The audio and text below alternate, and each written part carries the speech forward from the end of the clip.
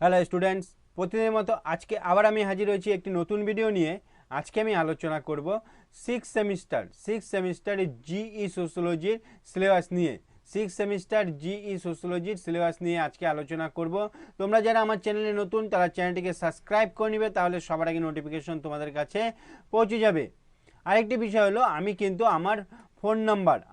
আমার phone number কিন্তু দিয়ে দিয়েছি।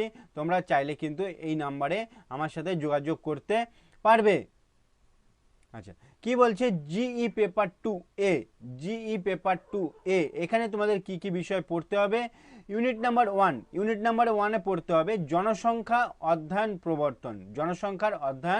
প্রবর্তন, সমাজবিজ্ঞান এবং জনসংখ্যার ধারণা এবং পদ্ধতি, এই বিষয়গুলো সম্পর্কে পড়তে হবে। তারপরে পড়তে হবে জনসংখ্যার পরিধি এবং বিষয়বস্তু সম্পর্কে পড়তে হবে। ইউনিট 2 তে পড়তে হবে জনসংখ্যার তত্ত্ব, পার্ক ম্যালথুসিয়ান তত্ত্ব পড়তে হবে। তারপরে পড়তে হবে ম্যালথুসিয়ান তত্ত্ব এবং এর সমালোচনা। এই বিষয়গুলোর উপর কিন্তু অনেক প্রশ্নের উত্তর দেওয়া রয়েছে, প্রিভিয়াস ভিডিওগুলো তোমরাও দেখে নিবে একটু।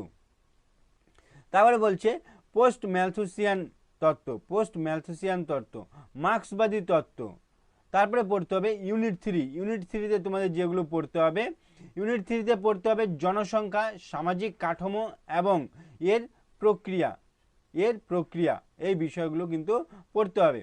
তারপরে পড়তে হবে বয়স এবং লিঙ্গের গঠন পড়তে হবে, সংখ্যার আকার এবং তার বৃদ্ধি।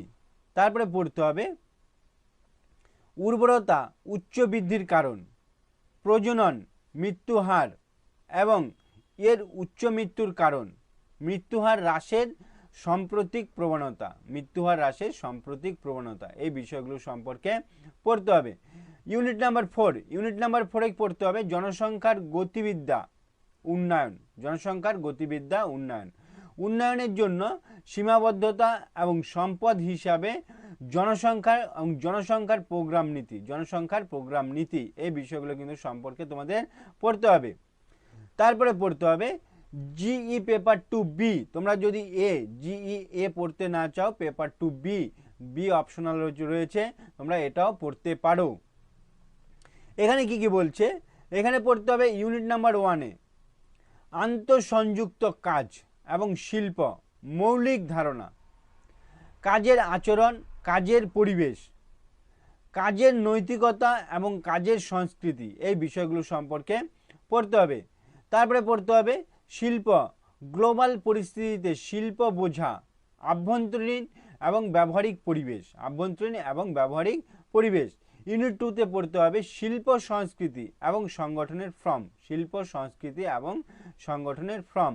তারপরে বলতে হবে শিল্পায়ন এবং শিল্পবাদ সম্পর্কে পড়তে হবে। তারপরে পড়তে হবে পোস্ট ইন্ডাস্ট্রিয়ালাইজেশন এবং পোস্ট ইন্ডাস্ট্রিয়াল সোসাইটির সংজ্ঞা এবং এর বৈশিষ্ট্য পড়তে হবে। তারপরে পড়তে হবে তথ্য সমাজ এবং এর বৈশিষ্ট্য বিষয় সম্পর্কে পড়তে হবে। তারপরে পড়তে হবে শিল্পের পুনর্গঠন, উদারীকরণ